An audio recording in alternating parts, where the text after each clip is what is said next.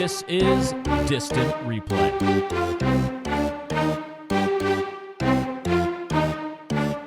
Welcome in to Distant Replay. I'm Ben George. He's Mike Noto. We are on our documentary recap edition of the show. Today we're focused on Once Brothers. It's a 2010 sports documentary co-produced by ESPN and NBA Entertainment. It was part of ESPN's 30 for 30 series. And this film chronicles really the relationship between Vlade Divac and Dražen Petrović, two great former Yugoslavian players that grew up together, were very close, and as the title suggests, eventually split and no longer had a relationship because of some things we'll talk about here during the show. But we went back and watched the documentary itself. We got some thoughts on it. We will take you through that today on the show. Welcome in, Mike. How you doing? Hey, I'm doing well. Excited to get into this one. You told me that this documentary you really enjoyed. What about this documentary really kind of captured you? I like documentaries, as I've said many times, where I learn something.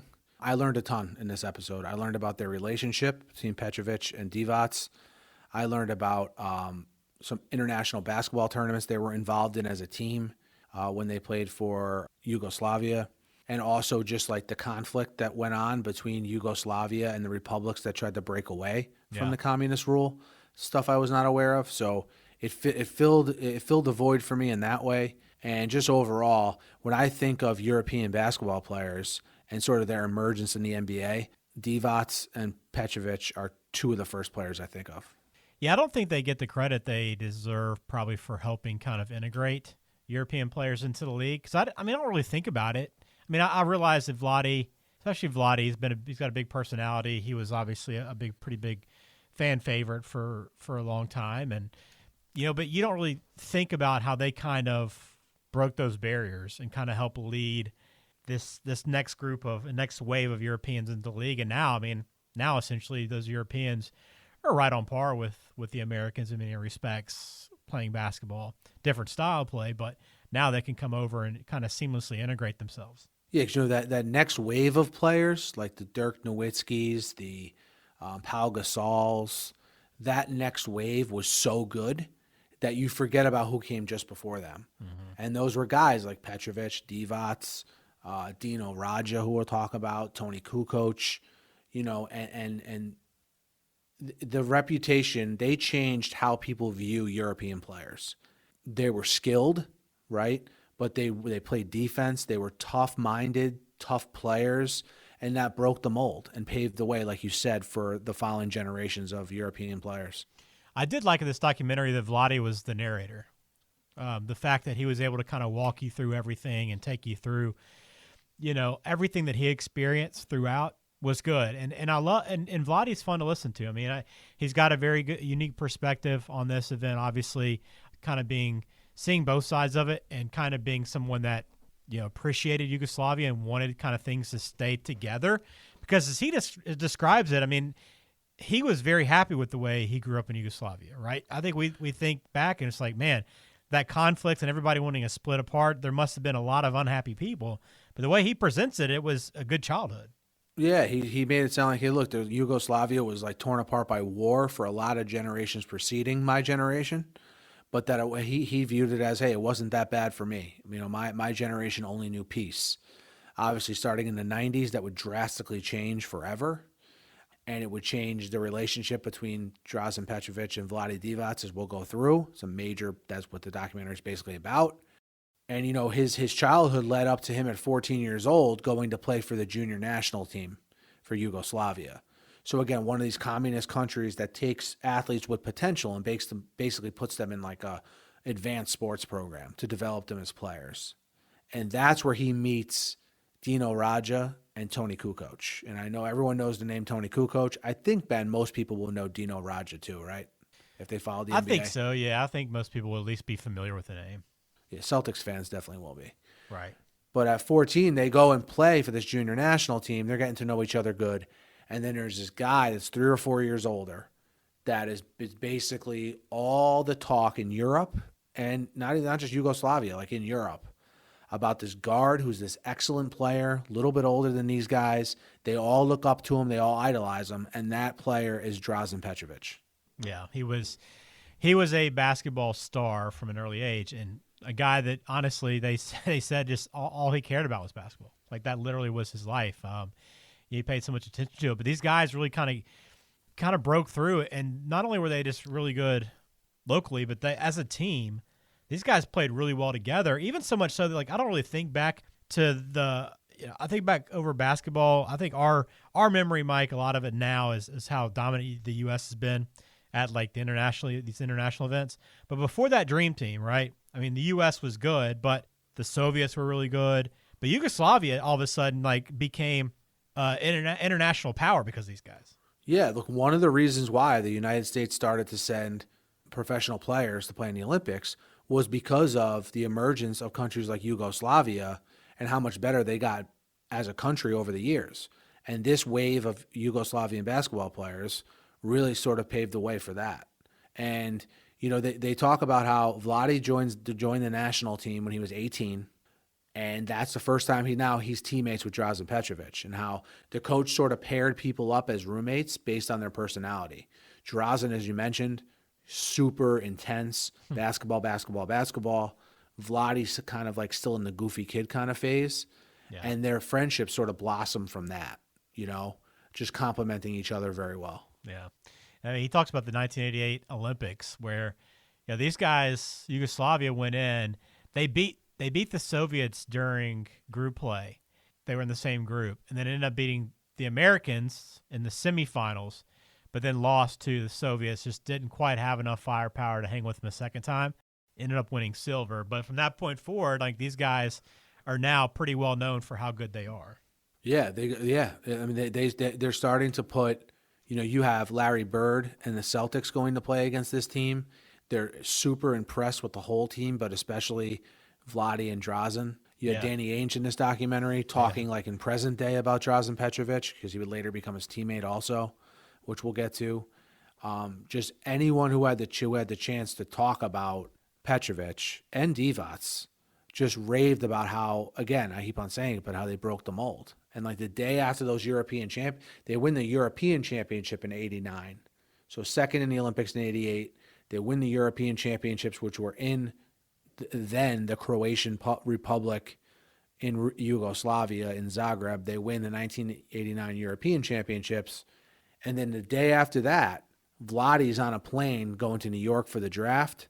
And that's the season also Petrovic makes a decision to go join the Trailblazers, who own his rights from drafting him a couple of years before.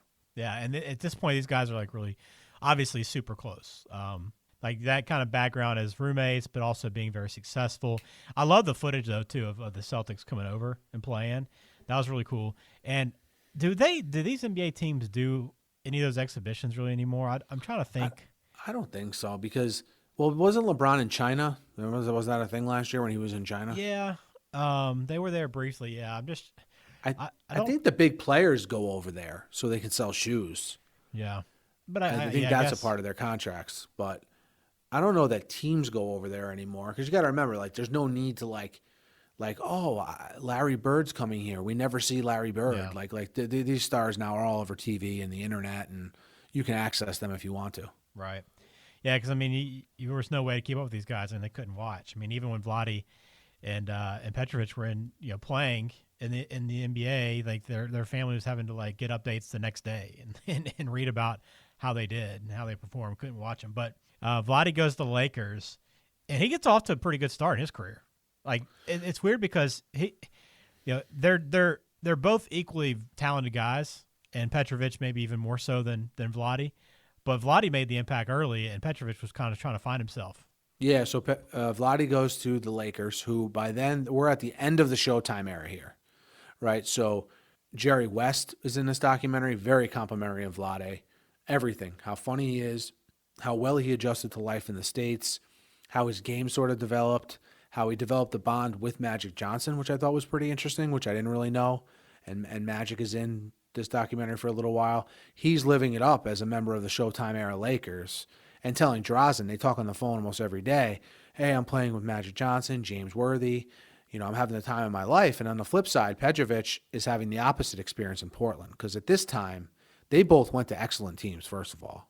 And at this time, Petrovic is in Portland, and he's buried on the depth chart. If you know anything about those teams back then, they had Clyde Drexler, Terry Porter, Danny Ainge.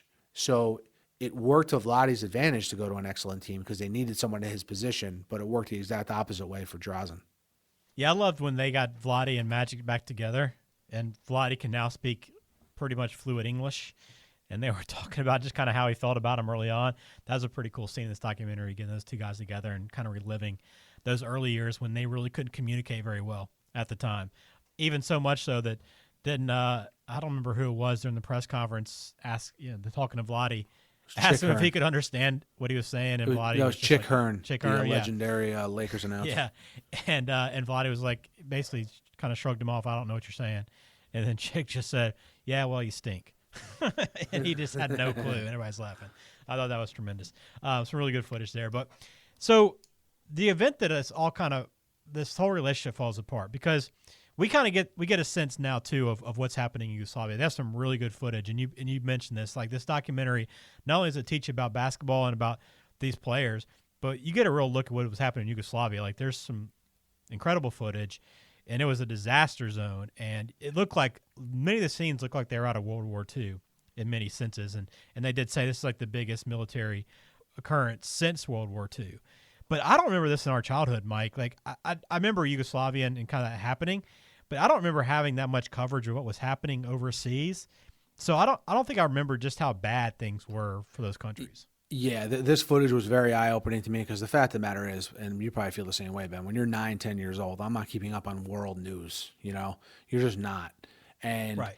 That's why this footage was so eye-opening to me. I mean, it seemed like to me there was a lot of like random attacks on like from both sides, random attacks on like civilians. Yeah. They showed, women and children injured or worse, and just all the despair from these people on both sides dealing with all this. And it set the scene well for the feelings that would develop, and pretty much what we're going to get into now, the issue that caused a huge rift between Petrovic and Divac. Like there was a very clear divide where the Croatians are trying to basically secede is the right word, but they're trying to break apart from communist Yugoslavia. Mm-hmm. And in the midst of this, you have Yugoslavia now going to play in the 1990 World Championship. So remember, they lost second in the Olympics, first in the European Championships in '89. Now's their big chance to show they belong on a world stage. They win the 1990 World Championship, which is like an amazing moment for the country. Huge. Right? And how they tell the story is someone with a Croatian, he's basically a Croatian nationalist, like someone who wants Croatia to be their own country. Right. He comes out in the court basically draped and waving a Croatian flag. Well, Divac sees this. Divac is Serbian now, so another republic of Serbia. He takes the flag from the guy and throws it away because how Divac says it is he just didn't want that guy to ruin the celebration with politics, basically. Right. Well, how that's viewed is you have Divac, the Serbian, taking the Croatian flag and sort of casting it aside. And it turns into a huge scandal in Yugoslavia. And what Divac doesn't know at the time is it would pretty much effectively end his friendship with Petrovic, who was Croatian, and something that I think Divac was completely blindsided by. Yeah, I mean, and he explained it as it could have been a guy running out there with a Serbian flag. Like my whole reason for doing it was I wanted to kind of protect this moment and celebrate this moment as a team and as everybody that's come together to accomplish this. Didn't want to make it about individual country or republics, and I would have done it with a Serbian flag. But obviously that was not communicated at all to Petrovic. They didn't have any conversation about it. It just essentially was the end of the relationship.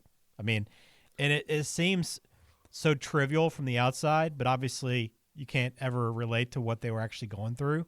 But for that to just effectively end everything is crazy. And you know, from that point forward, they just never talked. And Vlade was saying they were talking almost like every day, every couple of days, they were talking back and forth because, I mean, here they are, the shared experience of being Europeans in America trying to, you know, play this game that nobody before them really has ever done.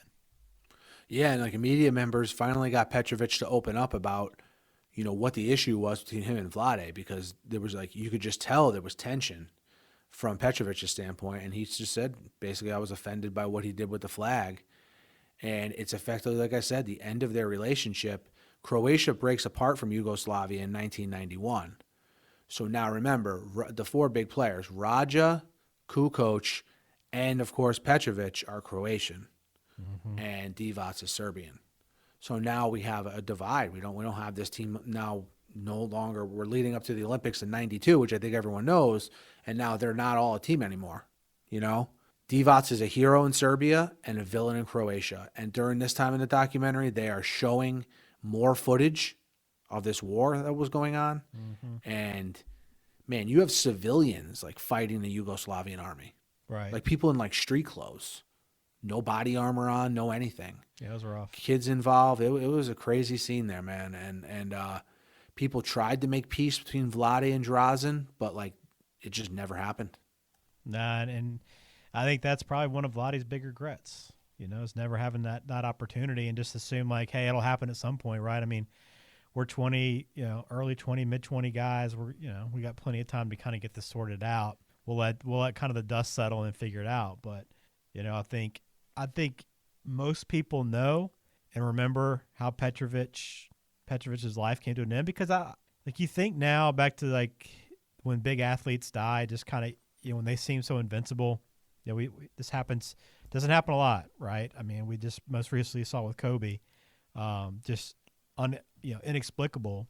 But Petrovic was one of the first that I can kind of remember that happening with, right? Where it's like huge breaking news where, he's going to play and compete for his team, who he didn't have to go back and play for because they were going to qualify anyway, but wanted as a captain to kind of be there as part of his team and support them and, just be present, and decided to drive with his girlfriend rather than taking the team flight back from Germany to home, and got in a car crash while he was sleeping too, and his girlfriend was driving. Just a absolutely tragic story. And they even had footage of the medical personnel there like working on, I would assume it was him, like chest compressions. Like that kind of caught me off guard when I saw that. That footage caught me way off guard because I had never seen it. And you got to remember, I mean, Petrovic had the world by the you-know-what at this point. I mean, Croatia's its own country now. In the 92 Olympics, they lost in the gold medal game to the United States. So Petrovic, Kukoc, and Raja playing huge roles in that game, on that team. Yugoslavia not even in it because of sanctions they had levied against them, right? Then in 93, the year preceding the terrible accident, he has like a breakout season with the Nets. And that's the Kenny Anderson, Derek Coleman Nets team, if you remember NBA back then. He scored 22 points a game. Yeah. I remember Spencer Ross, because, again, I lived in the area during this. Spencer Ross always called him Petro, right?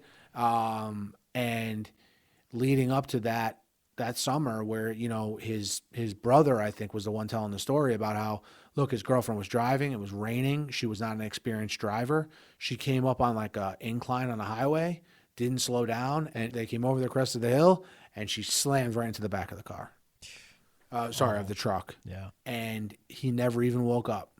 He was sleeping, and that's how he died. And just a terrible story. His mother Drazen's mother is in this documentary, as well as his brother. And the way they cry and the way they talk about it, this is probably 20 years after it happened when this documentary took place, and it seems like to them it happened yesterday. Yeah, I mean, absolutely. I thought the perspective from them saying, like, they have the picture of him as a good-looking, athletic, in shape, 20-year-old, 22-year-old, and that's like the memory they have. This is like, we all grow old, but this is the only way he'll ever be remembered, and he's preserved that way, which is a very cool way to kind of think about things. But I don't think I remember just how good he was, and we didn't really have a time for him to really fully blossom. Like, you kind of saw what was coming, and not only was he really good, he was confident too. Like the clips of him going up against MJ and some other really good players and holding his own was impressive. Like I don't remember just how good he actually was, but you look at his numbers, as you mentioned, that breakout season, they make the playoffs, and the team was really good. They just ran up against a Bull squad that was even better, but that guy held his own. Yeah, I mean, and even like getting the respect of guys like Kenny Anderson and Derek Coleman, who were notoriously not easy guys to get along with. Yeah, and they talked glowingly about him in this documentary. And had some friends growing up that were Nets fans, and they were absolutely devastated when he passed away. He was like one of those guys that was a fan favorite, you know.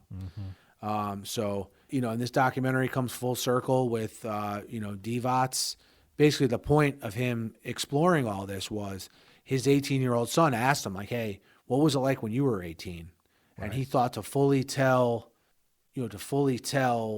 what it was like, he needed to go back to Serbia, go back to Croatia, and exercise some demons. And he meets with Petrovic's mother and brother, and they talk through things. And just even when Divac, the scene where he's crossing over into Croatia, after you heard for minutes and minutes in this doc about how no one liked him over there, I thought that was very interesting. And how there are some people there that still hadn't forgotten what happened. Oh, I'm sure. Yeah, I mean, again, you're talking only 15 years since all this has kind of happened. You know what I mean? And not even that long ago. I mean, it was even more recent that Yugoslavia actually, you know, disbanded for good. I don't even remember what year that was, but that was even further along, because these guys played as as Yugoslavia up until they were in the '96 Olympics in Atlanta as Yugoslavia. So, I mean, you're not talking this is very fresh when you think of it that way. And he's crossing over. So, you know, it's been 10 years since that happened. So we're a little bit further removed from it. But yeah, I mean, that's serious. That was a big moment. And that's why this documentary is so good. It goes beyond basketball. It's about life. It's about these struggles in these countries and politics and all this stuff. Like, it has a little bit of everything. But I'm glad that I'm very glad that they got together at the end there and kind of put that all together, because it is tough. I think I'm sure it's been hard on Vlade. He's had a very good career, right, in the NBA, but I imagine that weighed him down for quite a while. Yeah, he even told his mother, Petrovic's mother, that, hey, look, this is a huge burden I've carried, you know, for the last, I think at that point it was like 20 years. And, you know, you could see the relief on his face just being able to talk through things with them. Anything else in this documentary, Mike, that you wanted to point out or mention? No, just how everyone had nothing but good things to say about both of these guys, you know, and how, you know, I thought the story Jerry West told about Divac, sort of when he came off the plane with like 2 duffel bags, you know, very, very like early 90s story, you know, stuff like that wouldn't happen these days. It seemed like Divac didn't know, like, man, I'm in LA and I'm going to be part of the Showtime Lakers. Like, he didn't understand the magnitude of it, and he sort of lived in the moment while it was happening. Like, man, I can't believe this, which is pretty cool. And I like history. I like old basketball, and I like international basketball. So this is a top-notch doc for me. Very good documentary. ESPN 30 for 30. If you have ESPN Plus, you can find it there in the basketball section under 30 for 30. You'll find it. But very good documentary and really interesting. You will learn a lot about not only just these guys, but what was going on during that time in Eastern Europe. Pretty eye-opening stuff indeed. So thanks for listening to this episode of Distant Replay. You can find us again online, distantreplaypodcast.com, on Twitter, Instagram, YouTube as well. Rate, review, leave us a comment, all that stuff. Like us. We do appreciate all the feedback. Continue to grow the podcast, and we appreciate everything we hear from you guys. Absolutely. Can't tell you guys how much we appreciate it. And we'll have more documentary recaps, true crime, and game look-backs in the weeks to come. We hope you join us, and until next time.